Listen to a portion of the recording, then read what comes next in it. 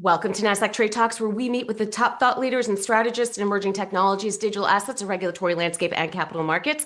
I'm your host, Joe Malandrino, and joining us this afternoon, we have Dustin Steinhoff, Vice President of Sales and Distribution at Digi International, Daniel Noiseux, Executive Vice President at Dimonoff, and Gabriel Bernatchez, co-founder and CTO of Taiga Motors. We're here to discuss how the Internet of Things underpins climate solutions. It is great to have all of you with us.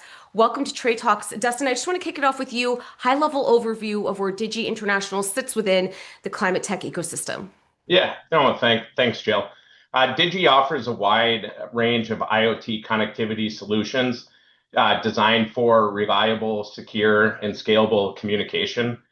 Whether it's our portfolio includes cellular routers, gateways, embedded system on modules, RF, supporting Zigbee, LTE, 5G technology.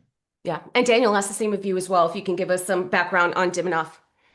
Sure. One of our main market is streetlight controls. So there are streetlights in every city in the world. And managing that lighting, dimming it down, allows to liberate some of the kilowatts that we need for other purposes. So we've been using Digi for 15 years as part of our portfolio for controlling streetlights. Got it. And Gabriel, background on Taiga Motors, please. Taiga Motors, basically, we make electric snowmobile and watercraft, and we've been using Digi products for LTE connectivity in our products. Right. And so, Mike, let's get to the crux of the conversation here. It's a big statement to say that IoT is the backbone of climate innovation. What's the genesis behind that? What's happening there that it can underpin such a massive ecosystem? Yeah. So at Digi International, we see IoT as a critical climate tech innovation, and we're not new to the space.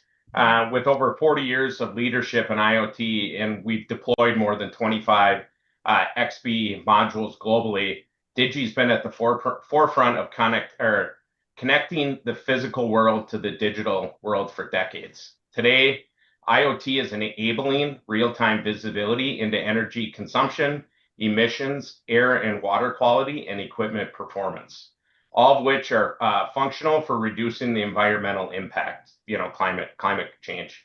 We're helping customers embed directly into their devices, from smart grids, components to EV infrastructure to street lighting. At the end of the day, what IoT brings to climate tech is data, and data drives a smarter, faster, and more sustainable future. Digi's role is to make those connections reliable, secure, and built for scale in the future. Right. And Daniel, when you think about applications that you can use IoT for as it relates to navigating what is available in terms of energy infrastructure, because there is some anxiety that's built around that, because we do need cities that are able to connect to all of these IoT type of applications and products and so forth. So what are the solutions that Dimonoff is looking to provide, and what's the goal there at the end of the day? Are these goals attainable? Yes. Well, one of the nice applications that we've built in the last few years is EV charging management for multi-dwelling apartments. So buildings that were built in the 1960s, 70s, 80s, nobody thought about having EV cars charging in the basement. So we are able to orchestrate so that we have a capacity for the building, and we can allow for cars to charge at night while we manage also the other loads like the dryers and HVACs. So it allows us to balance and not have to reinvest in new feeders for those buildings. Yeah. And Gabriel, it's interesting because Dustin made a great point that there's now the data available to understand and measure and benchmark these investments that are going into, whether it's IoT, AI, and so forth. And, to have this energy demand really reinvigorate the climate tech conversation, I think is encouraging. So when you think about modernizing and decarbonizing motorsports as an example, what are some of the solutions that you're providing, and what are the challenges and goals that need to be met?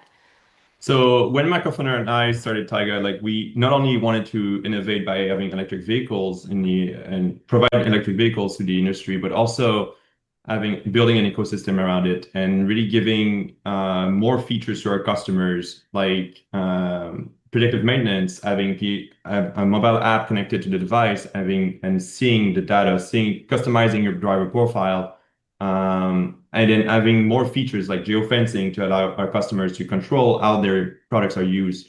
Great for parents or fleet operators all around the world. So that's what we've seen and we wanted to bring forward with our products, not only a vehicle, but also an ecosystem around it, which is using IoT in the background for that.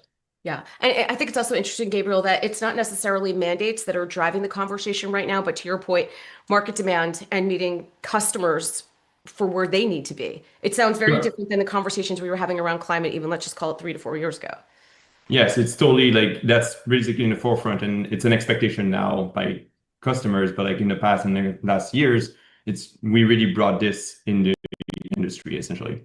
Yeah, I mean, you could even make the point as well, Daniel, that it's necessary to be able to articulate what your climate strategy is in order to be competitive within the landscape. Correct. So those are the themes that we've been hearing throughout our climate coverage in September, and of course, last week for Climate Week NYC.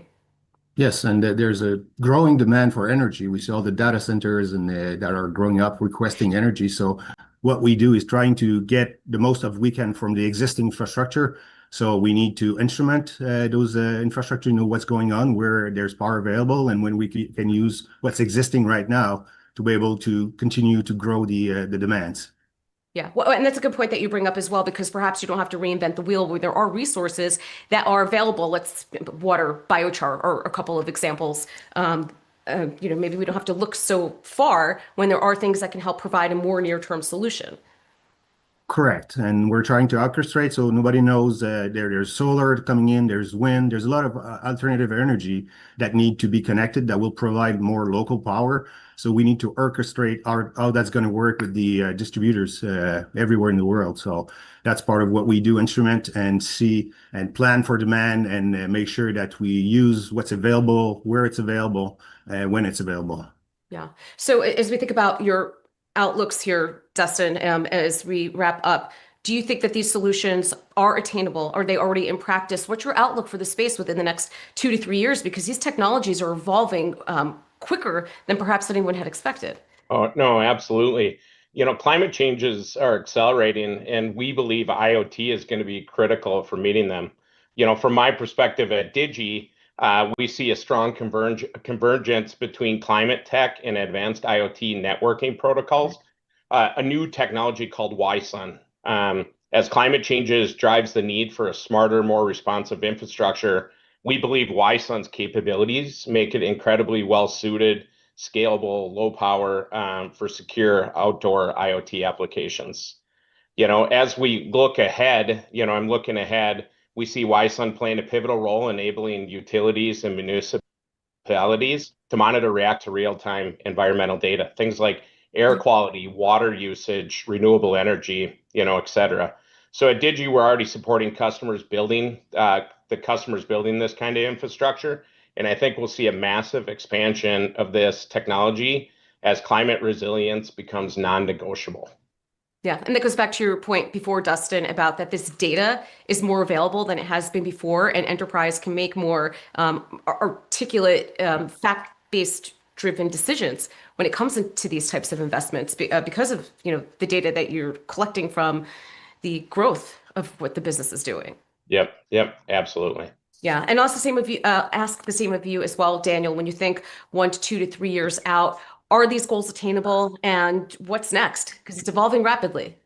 It is evolving rapidly, but we're still very early. Like if you look at street lighting that we're working on, there's about 19% of the whole park that is converted and controlled. And this represents somewhere between 140 and 180 terawatt hours per year. So it's a lot of energy. So if we can manage to dim them down and use the energy somewhere else when we need it, that's all instrumentation that there's still a whole bunch of brownfield out there that needs to be upgraded with technologies like Digi's, where it's easy to deploy because it's radio frequency. You don't have to run wires.